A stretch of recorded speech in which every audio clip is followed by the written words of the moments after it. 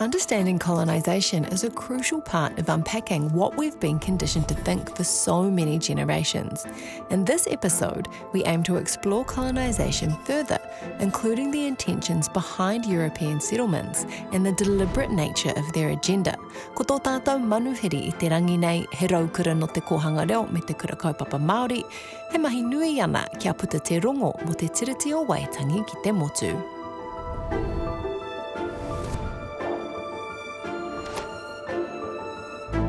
A manuhiri today, he roia, he papa, he kaiako, te Wehi Wright, nau mai, rarau mai, ki tēnei kaupapa. Tēnā koe. I te tuatahi whakamohio mai kia tātou ko waikoe. Tēnā koe ko te Wehi Wright tōku ingoa. Huri tēnei no ngā Ruahine, no roto mai o te maunga tito hea. Nui aku pānga ki roto te arawa waka, ngā iwi maha o te arawa. Engari, ara anō aku pānga ki roto Ngāti Kahungunu ki te Wairoa, ki Ngāti Raukawa, me Ngāti whiti kaupeka anō hoki.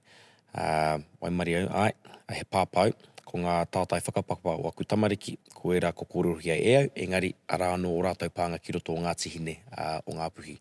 Nō reira, bit of a fruit salad, engari, nōku te maringa nui, te noho ki aku ki tēnei taha I te pōnei. I guess it's a good place to start, considering this is a kaupapa about a treaty, to talk about your mahi in the treaty space, because you're a bit of an educator, right? Yeah, I guess so. Crack up really, because growing up, I always said, man, I'm not going to be a teacher. Both my parents are in education, right? Yeah. And so even though I wouldn't consider myself a teacher in the formal sense, by virtue of the upbringing that we've had, my siblings and I, and I guess the refinement of that through university and some of the legal studies, you realise he nui ngā taonga kei a koe. Me te aha, ko te mahi a te Māori he tuari. And I guess so that really just culminated in making sure that I was able to pay forward what our parents did for us in terms of making a commitment to te ao Māori by sharing it in the way that I know how. And we could probably talk about that later, but that's kind of resulted in me being an advocate. I wouldn't say an advocate for Te Tiriti or Waitangi, but more an advocate for tino rangatiratanga and the place that Te Tiriti holds in that space. Because as a lawyer, was this always a space that you kind of envisioned yourself getting into, or did you just kind of end up there randomly? Nah, and I actually probably wouldn't even really call myself a very good lawyer. Like, when I Are you just one of those fellas who's got a law degree and never became a lawyer? Yeah, a little bit. Well, I did some legal practice, but I was plucked out of there pretty quickly. Yeah. And moved more into the Māori economic space for one of our land trusts. But even when I was studying law, like I realised pretty quickly my personality. Kaore tērā e hāngai ana ki o whakaro? Like, just even the way that they taught it, was that like... Yeah, it was Pākehā as. You know, you walk into law school and the first thing they'll say to you is, look to the person on your left, look to the person on your right. Only one of you is going to go through next year, right? And they still talk about that as if koira te paiaru, e tohu ai I te hirahiratanga o te tangata I roto I tērā ao. Yeah. And so straight away, that kind of... that delivery method, I totally just separated myself from it because it wasn't what I was used to growing up there. We grew up in a space, kohanga reo kura kaupapa Māori a matua, where the communal approach to solving things was celebrated. And then you go into law school where, you know, they're trying to get you to compete with your peers. And all I saw was that this is just a reflection of I guess the colonial heritage continuously oppressing us in this particular space and making us work against each other as opposed to work with each other. Yeah. So I got out of there. Well, not got out of there. I still kind of dabble in some of that stuff now. Yeah. But a little bit more wiser to be able to tell the difference. Yeah. And so tell me about the Treaty and I workshops that you run. Yeah, so the Treaty and I, it was kind of a little bit of a passion project that started quite a long time ago, going back to the point that I had made before around tino wai mari e mātou ko aku tuakana ko aku tuahine.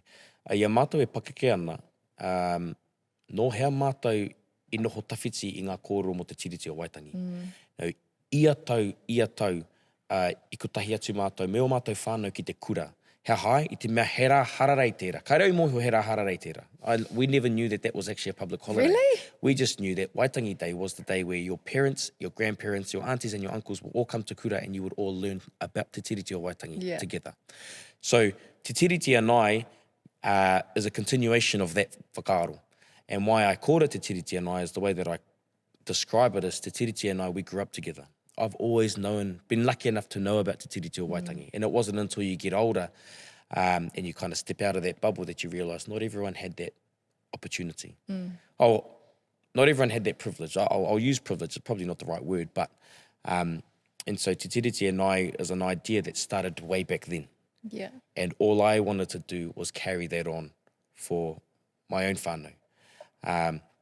When I met my partner, Te Ana, her and I are on very different ends of the reclamation identity spectrum. Really, it started because I wanted to try and educate her, just so that she was able to get a little bit more understanding as to why not everybody was as connected as we were.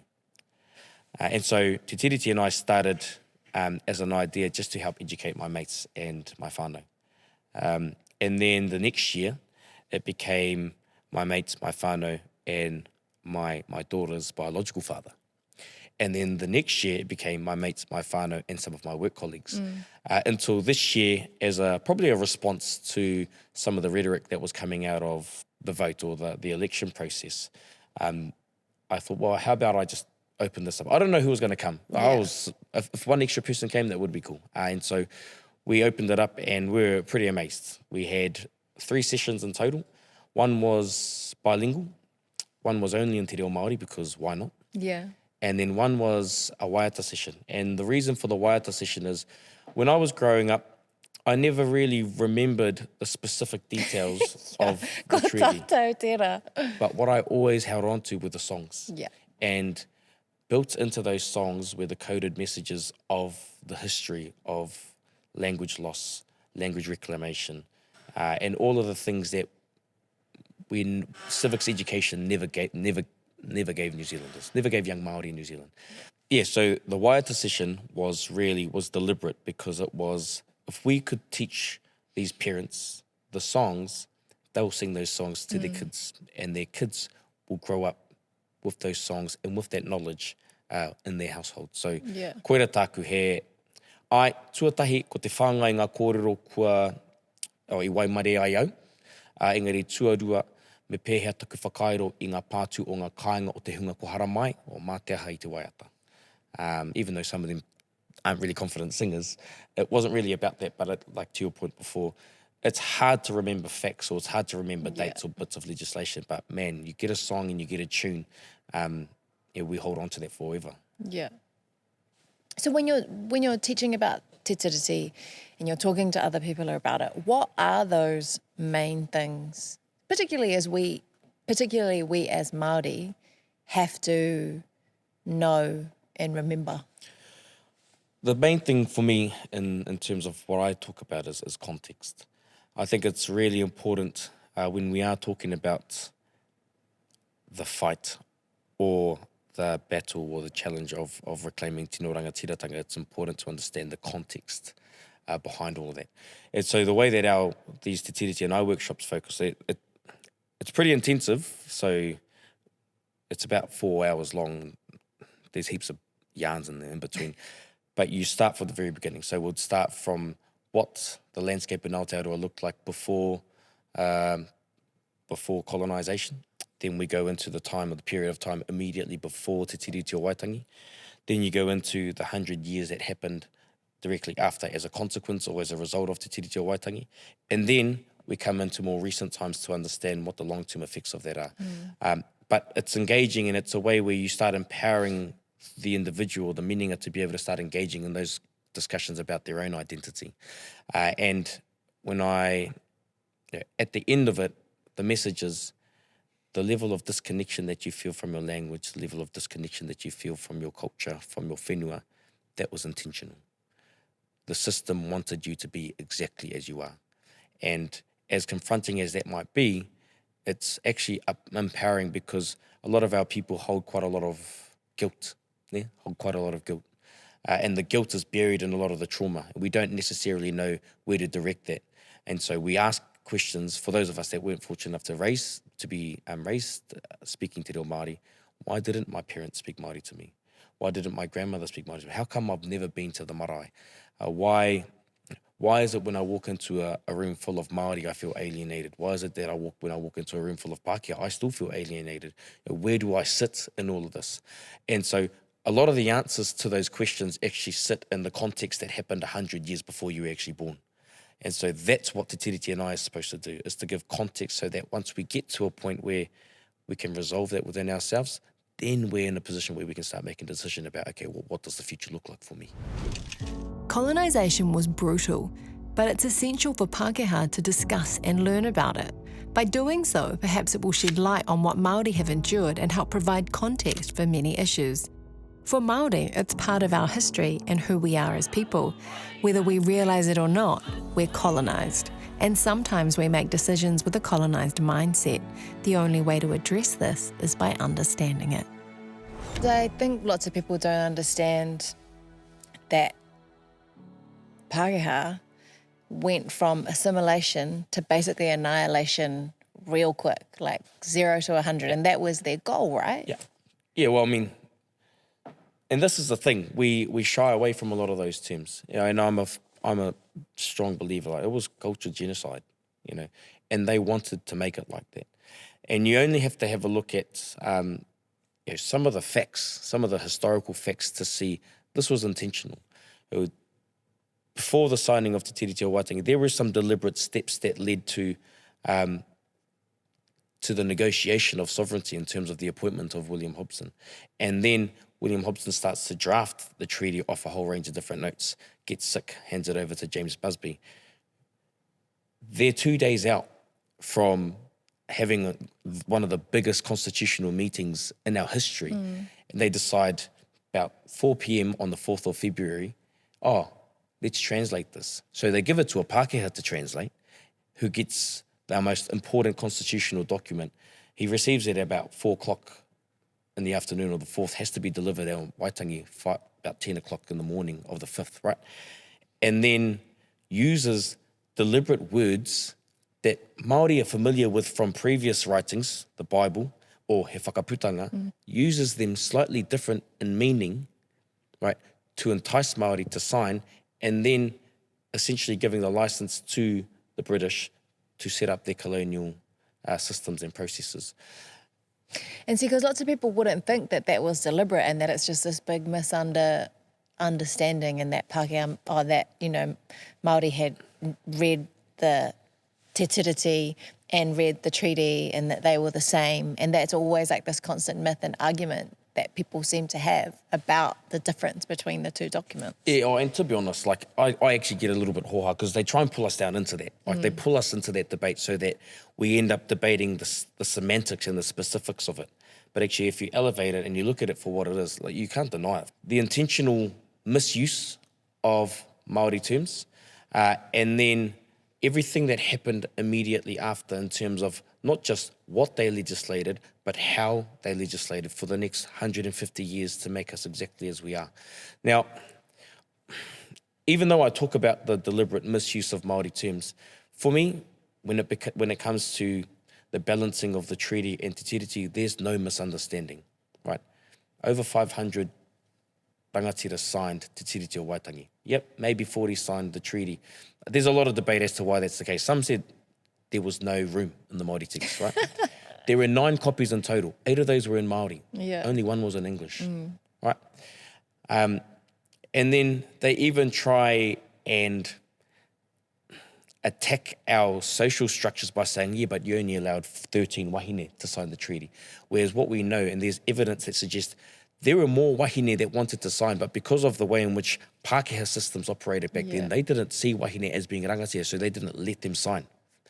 Secondly, ka wehe ana te tāne I te kāinga, ki te mate ia, ko oro tonu te iwi. Ki te wehe te wahine I te kāinga, ka mate I reira, ko mate te iwi.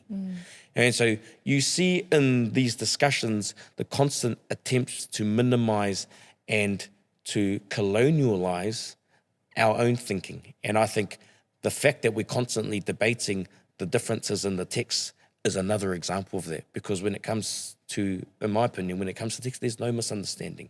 Te Tiriti o Waitangi is the founding constitutional document that was built on the back of he whakaputanga. And if I was to compare them, one reaffirmed those rights that were introduced or that were declared in he whakaputanga. The other one has tried its best for a long time to take them away. Ko ngā tāmitanga a te Pākehā I a tātou, he whānui, ko te nui hoki o ngā mahi tāmi I tuhia ki te ture patu ai I a tātou. And so you did talk about some of the things that happened after the signing of Te Tiriti and the way that they use legislation to kind of perform this cultural genocide on us. What were some of the ways that they did that? There's probably three main examples, right? Education, land, and language. I'll start with education. So one of the first things that they passed was the Education Ordinance Act. That was early on. The Education Ordinance Act established the systems of education as we know it, right? You will learn between the hours of 9 till 3. You will have a school principal, you will have a school board. So that established the system of education as we knew it. So straight away, what we would know as wānanga, what we would know as wharekura, all of those things had to be changed. Yeah. What that also did is that started introducing a different ideology in terms of what they were going to teach our kids. They saw that wasn't enough, and so they introduced the Native Schools Act. In the Native Schools Act, as a flow-on from that, the purpose of that was to assimilate Māori and make them into good Pākehā. Not long after the Native schools, they introduced the Native Schools Code. What that meant was Māori were no longer allowed to study academic subjects. And so we went from totally reshaping the way in which we were teaching our kids to a different ideology, to a school that was working at assimilating us into society, into white society, and then they banned Māori kids from studying academic subjects. So not even educating us. No, well, this is the same time as the Industrial Revolution, eh? And so you need people to build your roads. You need people to work in your forestry. Yeah. You need people to work in the paper mill plants. And so if they study academic subjects, then where are we going to get our labour force from? Yeah. And then we worked in there for a long time. And then they introduced things like Rogernomics, which was the privatisation of a lot of those sectors. That created the highest unemployment rate in our history. Why? Because all of our people were funneled into those types of jobs, and then it was taken away. Yeah. So how can you sit back and say, how can you not see that was intentional? Not only did they remove our ability to teach our kids in our own way, they funnel us into a process by removing the ability to study academic subjects, forcing us into those low-skilled jobs, and then they remove all of that. And they have the cheek to use stats to say Māori don't achieve in science, maths, and all of these other STEM subjects, when the origins of that started when they didn't allow us to study that in the first place. Yeah. Right. So that's an example of their deliberate attempts at making us exactly how we are. Yeah. And then they give it back to Māori to solve the problem. And so we have to create interventions like Kura Kaupapa Māori Aho Matua to fix the issues that they started in the first place. And that's just an education, right? You layer land loss over the top of that. You know, one of the biggest things about colonisation is you have to remove the economic base of the people. By removing the economic base, then you start restructuring the dynamics of power. And so we know the acts. There are the native lands. We know that there's the New Zealand settlements. We know that the Public Works Act. And the Native Lands Act ultimately forced Māori to individualise their title. We didn't really have any huge idea of land ownership in that way until Te Tiriti o Waitangi introduced that. But even if it was communally held. What the Native Lands Act did, though, is you had to go up to where the courthouse was. You had to have your land surveyed. You had to then put your name on that register, on that title. But at the end of that, you had to feed your people, and house your people. And then you had to pay for all of those services. Yeah. And if you couldn't pay for any of those services, then your land was taken as recompense. Outside of that, if you kept your land, then what was otherwise held by a hapu was then only held by a few people. And so everybody else was cut out. And we still see the effects of whānau who have no land as a result of that. And then we have things like the Native Lands Act, the New Zealand Settlements Act. The New Zealand Settlements Act, in my opinion, is an interesting one because a lot of those pieces of legislation were not only set up to take land, but they were set up to divide us.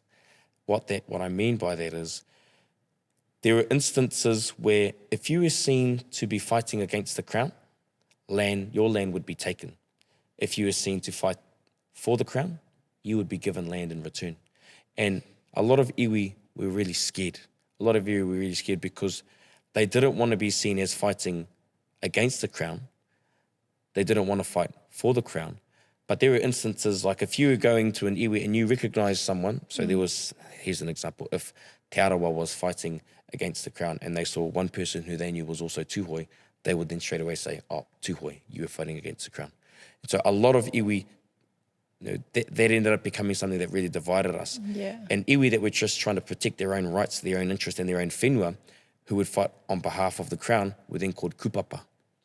And we still hold some of those titles today. Yeah. Don't trust that iwi, he iwi kupapa tērā. Why? Because they fought with the Crown. But the context of the time was we had to make decisions.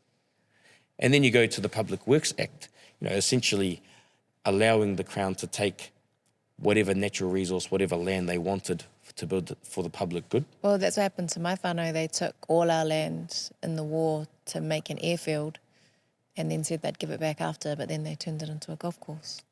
And then it's been 90 years and we're only just getting the last bit of it back, returned back to us. And so many people, that happened to so many people, but they never actually got their land back. Like we're one of the lucky whānau that actually got it back.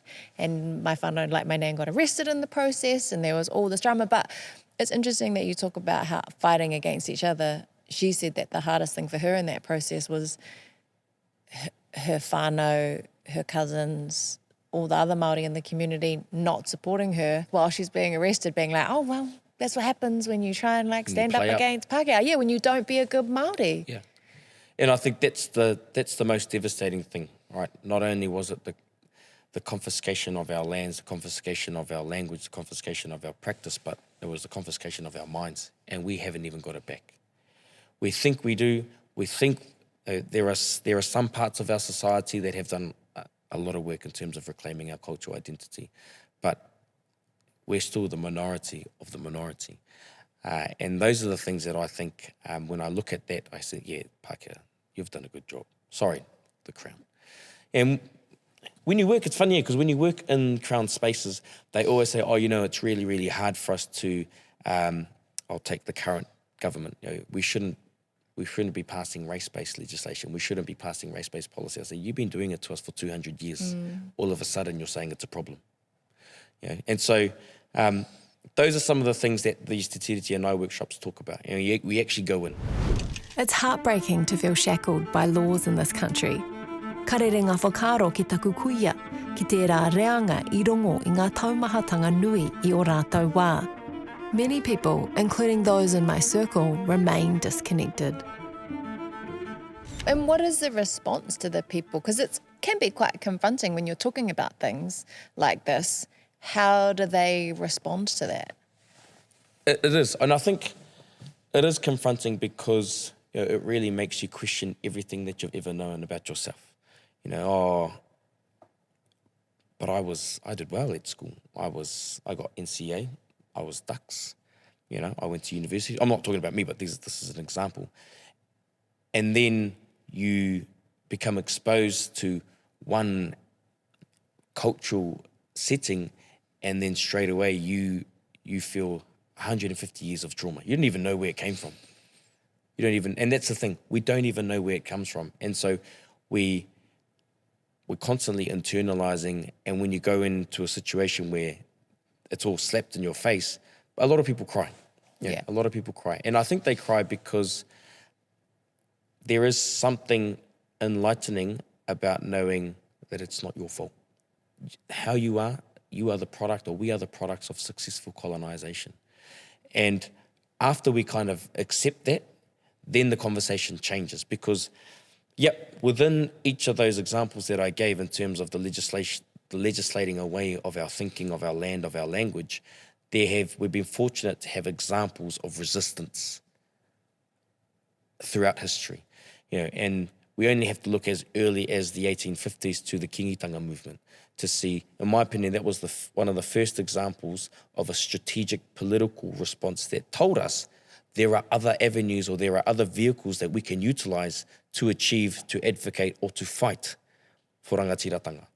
And then what we've seen, I guess, throughout history are different iterations of that same thought. And so within that story of land loss, of cultural deprivation and cultural genocide, there are actually golden nuggets of renaissance, of resistance, and your grandmother is one of the most important figures in that story. And so it's hard to not actually feel proud to know that as hard as the Crown have tried to wipe all of our memory about how awesome it is to be Māori, we know that there are examples that tell us, no, you will never forget this.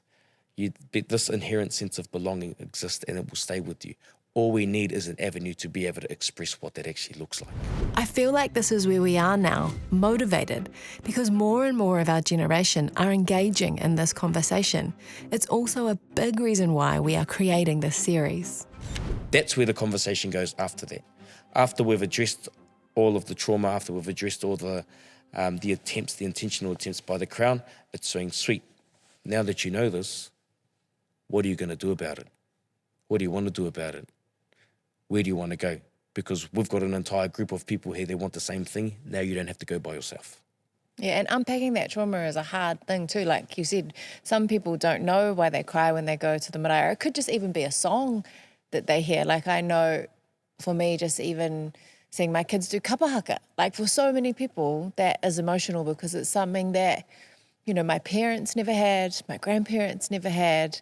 And that's kind of on that path to like re-indigenizing ourselves. Oh, I still do it now with my own kids. I cry every time I see them do kapahaka. When we were raised, our parents, I take a lot from my parents and what they decided to do. They were second language learners. They didn't have Te Reo Māori growing up. That's a common story. They decided once they got together that they wanted to raise Te Reo Māori speaking whānau. Easier said than done back then. And they just clung on to everything that was available. Kohanga reo was there, sweet. Ka tuku I a māua tamariki ki reira. Kura kaupapa Māori a homatua was just starting out, cool. Ka tuku I a māua tamariki. They didn't know what was going to happen, but what they didn't want is for us to go through what they did.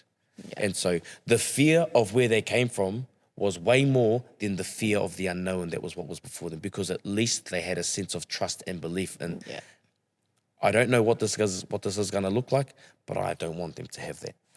But that's even a massive decision on their part too, because I see it with even today with some of my friends saying, oh, well, I actually don't want them to go to Kura Kaupapa because, they need to learn English. Like, where is Māori going to get them in this world? And so it's unpacking all of those things to make those decisions for the next generation. And lots of people aren't brave enough to do that. No, and I think one thing is brave, but another thing I think is we're often making decisions in isolation. But we're not fortunate enough to have those communities of like-minded people to actually show us the way. Because it is a thing, I think the mistake that we make is Kura Kaupapa Māori and Kohanga Reo are institutes purely for language revitalisation. But what we don't think about is, and what we don't know is, those things, they're not just about language revitalisation. That's actually about the reclamation of cultural identity. The kids that grow up in Kohanga and Kura, they don't know any other environment except for an environment that has totally loved them from when they were 1 all the way to when they were 18. And so they've never had that same threat of cultural identity that our parents had, that their cousins in the mainstream system have. Because everything about that upbringing tells them you're loved, you're valued, you're going to be awesome. Yeah. Right? And even just being able to pronounce their names properly, like that's not something at Kura Kaupapa.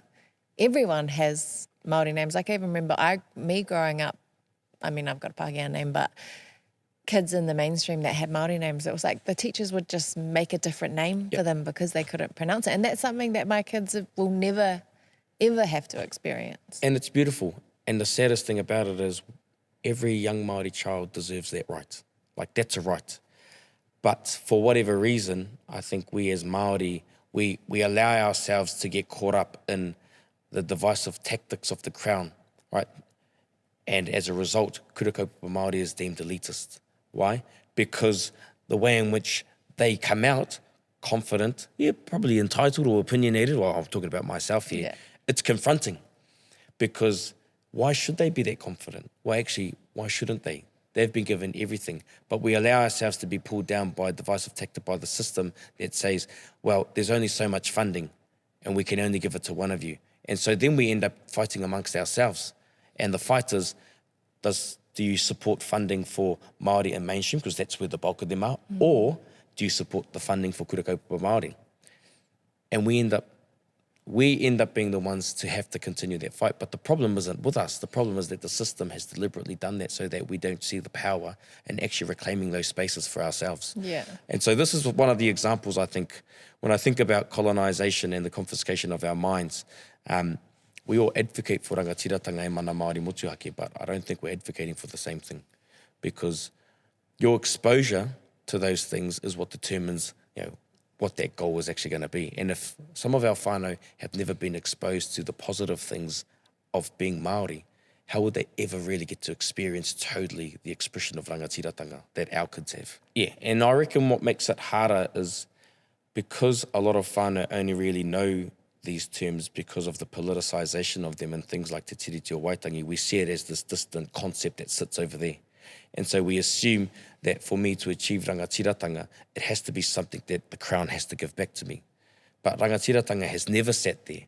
Rangatiratanga has always sat within ourselves, but it's buried deep in those layers of colonisation and trauma that hasn't allowed us to actually bring it out. And so that's, for me, Te Tiriti and I is about that.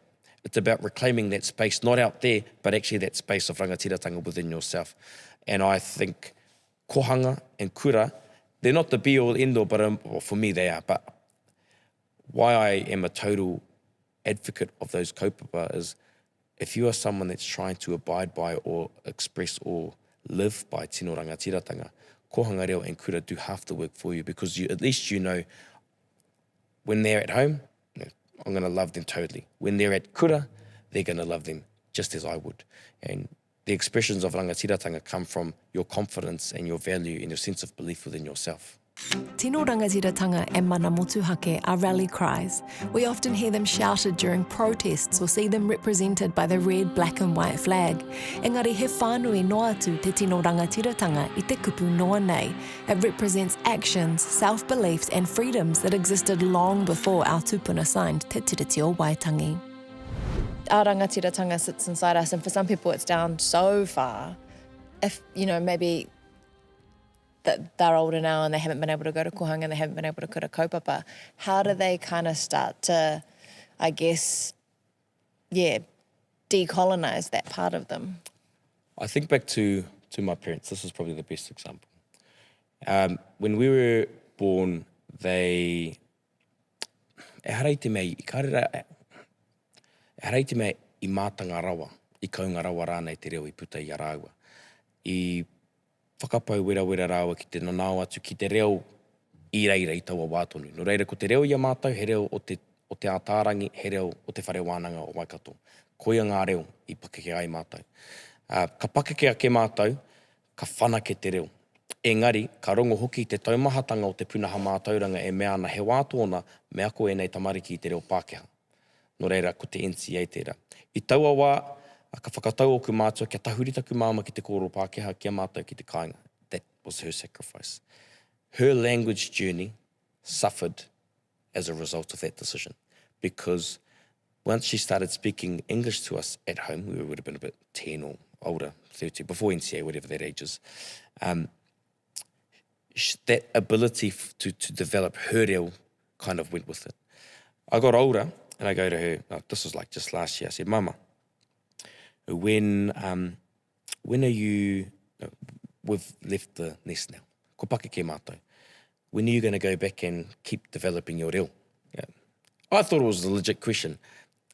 Probably was a stupid question at the end of it. But without missing a beat, she looked me dead in the eye and she said, the language you speak is an extension of my language journey. Therefore, my language aspirations have already reached heights that I never even dreamed of. So when I think about your pātai and I think about older people trying to decolonize, I think it's about understanding that we sit on a continuum. And it's not our job to go the whole way, but it's our job to go as far as we need to make sure that our kids and our mokopuna, their starting position is better than ours. And you can do that. It's not just in the language, but I think the language is the most obvious place to start because it highlights every sense. It highlights the deepest, darkest insecurities of a person. That question of ko waikoe, no hea koe. And the first place that we go to is the reo. But it can happen in different spaces. You know, we can decolonize or we can re-indigenize through art. We can decolonize or we can re-indigenize through music. Those are the types of things. But I think it's about understanding that it's not our role to go the whole way. We have to have that intergenerational look and that intergenerational approach because that's what the government did. That's what the Crown had did. They had an intergenerational look at how they were going to wipe us out.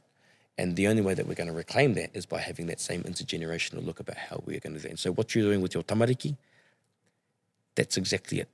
You know, what your grandmother, the conscious decision your kuia made to fight for that whenua so that now you're able to go home onto your whenua, that's that intergenerational look. She might not have had the reo that she wanted to at the time. She didn't even have the whenua by the sounds of it, but she knew that if she made that conscious decision then the benefits might not have reached her in her lifetime, but it might reach her mokopuna in 2 or 3 lifetimes down the track. And so when it comes to decolonizing, it's about removing the individual and actually looking at the long-term plan and what is it that we're trying to achieve. And I actually think my dad's whakaro, like Hahuori Teki tō mama, he doesn't have the reo, but he tangata marae ia. And, you know, we've talked about him maybe wanting to learn the reo, and he's like, I just get enough joy from seeing my mokopuna being able to stand up, do the karakia at the marae, do whai kōrero, like all of that, you know, he oranga ngākau. But I do want to ask, like, what is the difference between decolonization and re-indigenization? The academics would say, I've got a lot of time for Papa G and Kokalinda.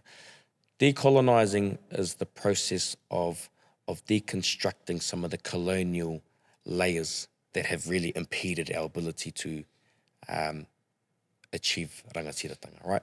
So the process of decolonizing is more of a process of unlayering, but you have to be able to identify what those layers are before you do that.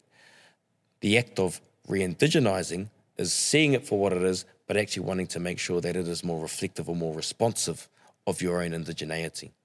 And I think some of us are really good at doing one, some of us are really good at doing the other, but what we have to do, what we have to be able to do is do both. Because I think, here's an example, and I'll kind of call outs, not really call outs, but here's an example. The idea of tikanga in the law, right? That is an attempt at re-indigenizing, I think, the legal space. But one of my issues with that is that all we're doing is changing the wallpaper of a house that we never built, right? And so before we actually do that, we have to be able to deconstruct and decolonize that space. And I don't think we've ever done a good enough job of decolonizing that legal space. My preference, we leave that system like that, leave it as it is. We already know it doesn't work. Yeah. Let's create our own system. That's what, in my opinion, true and like the re-indigenizing of something is. It's not about making non-Māori things more Māori. It's actually taking the idea and actually creating something from scratch that is totally reflective or responsive of our own cultural identity. But you have to be able to identify the layers of colonization in the first instance before you can decide to re-indigenize something. And I think we do a really good job at growing confident speakers in te reo, but what we don't have at the moment is concept translators, people that can sit on both ends of that and translate those concepts so we can actually see what does it look like. And that's why I think Kura Kaupapa Māori, I don't mean to go back there, but Kura Kaupapa Māori gives us insight into what an alternative system looks like. And so we know it's possible. We just need everybody to also see that same picture. The reality is that many of the processes we use, the way we make decisions, and even our reactions to certain things are influenced by a colonised perspective. This is simply because that's how we've been conditioned. I think as Māori too, it's often hard for us to have that self-reflection and understand actually just how colonised we are. Like, even for me, when I named my kids, I thought, I want to give them Māori names, but I better give them names that are easy for Pākehā to pronounce, because I don't want it to be hard for them, instead of just 100% putting my po in the ground and being like, nah, you're going to have a long-ass name and I don't give a if anybody can pronounce it or not. And I actually, I think it's a generational thing, because you see it, what our parents or even our grandparents thought was radical at the time is just normal for us. So we're fortunate to be the benefactors of that. And so every time now we can see there is something more out there. One of the problems that I think we have is some of us, we just can't tell the difference anymore. We're so colonised, or we're too much in denial about the effects of colonisation on us that we don't take time to think about the origins of the practices or the traditions that we carry on. My dad has this thing about Māori taketake and Māori manene. We do things because we think it's Māori, but actually the origins of that thing aren't inherently Māori to begin with. But all we've done is continue and we've perpetuated that same practice, but the origins of that practice are inherently Western. Katerina Mataira had this saying, me Māori te mana kia Māori te Māori. Me Māori te Māori kia Māori te mana. And so using that example that I gave with law, ko te Māori o tērā whare, e harai te Māori Māori, he Māori manene. When I look at the examples in education, ko te Māori o tērā whare, he Māori manene, e harai te Māori taketake. But all of our people continue to work in that space because we want to make it more Māori when inherently it isn't. And so when you've got instances of some of us that sit outside the system and we're trying to say that, we become defensive and we start to patch protect because we're feeling threatened or we're feeling attacked. Yeah. But it's not the individual that we're attacking, it's the system that continues to enslave us and make us think this is the way for us to go. And so I'm worried that we're never going to actually achieve the state of rangatiratanga that we want, because too many of us are comfortable sitting in that system. Too many of us are comfortable benefiting from the money, from the other opportunities that system provides. Too many of us still think, I don't want to be the CE of my iwi, I want to be the CE of that big Pākehā organisation. Because to some people that's what success looks like. And that's just because they're so deeply colonised. Yeah, and when we think about, and I'll go back to education, when we're thinking about what success in education looks like, if I was to ask any other Māori, they'll say, I want my kids to be top student in maths, top student in science. We're still talking about metrics that were designed to measure how tickle we are at things, right? So we're still using measurements of success that were designed by the system against us as our own measures of success. And we still haven't been able to unpack what are our measures of success. So if I was to ask you, what do you deem to be success in Kura, what would you say?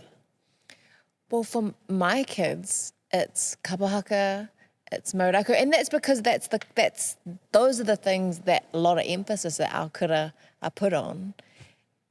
And it's like, even research suggests that whatever your kid's doing and reading and writing and stuff at kura is not a metric of how successful they're going to be as an adult. It's how confident they are, how happy they are, and all of those things. So I've had to let that go. I remember when my daughter was at kura and all her Pākehā mates were reading and writing, and she couldn't read and she couldn't write in English. And I was really stressed out about it, and one of the kaioko was like, well, she can do it in Māori, so... And then eventually just one day she could just do it in English as well. And those are the things that you have these conversations at kura with other parents. But it really shouldn't be an issue at all. But it takes some self-reflection to look at that and go, why am I trying to use these Pākehā metrics that aren't relevant to my child to measure how successful she's going to be? That's right. And because in that same note, right, we'll say, oh, I want my kids to know their reo. I'll send them to Kura. Oh, but I actually want them to have a good education. Oh, maybe I'll send them to King's College. You know? And I know a lot of Māori who are really proficient speakers of te reo Māori that still weigh that type of stuff up. So it doesn't matter how much reo you have. It doesn't matter whether or not you're brought up on the marae. Some of us, we're still so colonised because the system that we've sat in for a long time has actually conditioned us to think that those are the metrics and those are the measures of success. And so when I think or reflect on a lot of the people that come to Te Tiriti and I, why it's so confronting is because they then realise there's more to success than getting a well-paid job. There's more to success than having a property portfolio this large. There's more to success than making sure that I get the next promotion. But we're still caught up in trying to measure that success, and the measuring of that success is an inherently colonial construct. And so why I asked you is you're sitting back and saying, oh, actually, what is a tangible measurement? When actually the answer is there doesn't need to be. Yeah. We don't have to have tangible measurements, but actually the act of measuring in and of itself is something that's come from the system because it's constantly trying to pip us against ourselves or pip us against someone else. And so that process of decolonizing our thinking, being able to identify that allows us to re-indigenize ourselves. Because once you've gone through that process and you've broken those things down, then you say, you know what, actually, I don't want to do that. So the re-indigenization is, well, what then is important to me? Yeah. And so then how do we foster a decolonized mind? Because it's not an easy process. It's a journey to get there to even accept that you're colonized in the first place. That is a good question. And to be honest, if I had the answer, I reckon, well, I don't think there's one answer is probably the thing. But I do think it's being able to put yourself in spaces where you are exposed to different thinking, right? Tērā te kōrero, ko ngā rohenga o tō ao, ke ngā rohenga o whakaaro. Engari, ko ngā rohenga o whakaaro, ke ngā rohenga o tō ao. So the boundaries of the mind are determined by the boundaries of your world. But the boundaries of your world are often reflective of the boundaries of your mind. And so if we're constantly putting ourselves in spaces where we're just getting fed the same thing, we're never going to actually see that there's something more there. And why I talk about that is because what our upbringing gave us was from the outset, it gave us an alternative way of seeing things. So then we knew there is another way. But for our first cousins that were in mainstream, they were never afforded that same right. And so they've never known another way. And so before they can do what we're able to do now in terms of re-indigenize things, we have to help them go through that process of decolonizing. So I think there is a huge responsibility on us to actually support, hold space, but actually lead some of those discussions in a way that's non-threatening, because especially at this time, like, it's scary to be Māori. Yeah. Right? You're getting targeted left, right, and centre. And it's really hard to see any of the benefits of being Māori right now, or to see the benefits beyond what you're experiencing. But when I think about our kids, and when I think about the types of people that they're exposed to, and I think about the amount of opportunity that's out there, I get excited. And everything that we're seeing now is a knee-jerk reaction by fragile non-Māori, because they can see the power that's raising, the power that's coming out of our Māori community. So that's why I'm excited. That's why this time, it is daunting, but it excites me because it means that we're doing something right. If you're scaring the system, it means that you're doing something right. And so we just have to keep pushing. And we have to keep feeding our kids, not just reo, but love, belief, value, sense of belonging, all of that. Because once they get older and we've weathered this storm for them, they're going to do amazing things. But e hoa, me mehe ka tika ki a koe, raue ngā kōrero, nui te mātauranga, nōku te maringi nui, no tātou te maringi nui, te rongo i rā kōrero. So thank you so much for taking the time to share with us all those epic insights from your mahi and your Māori worldview. Yeah, thank you. If it helps someone, me. And I think that's really the goal. Like, I had a koro. He said the trick to walking on water is knowing where the rocks are. And similar to the answer about decolonizing. Like, it's not our job to walk on water, but it's our job to reveal where the next rock is. So if this hopefully reveals a rock for the next generation, then mā te hei tērā.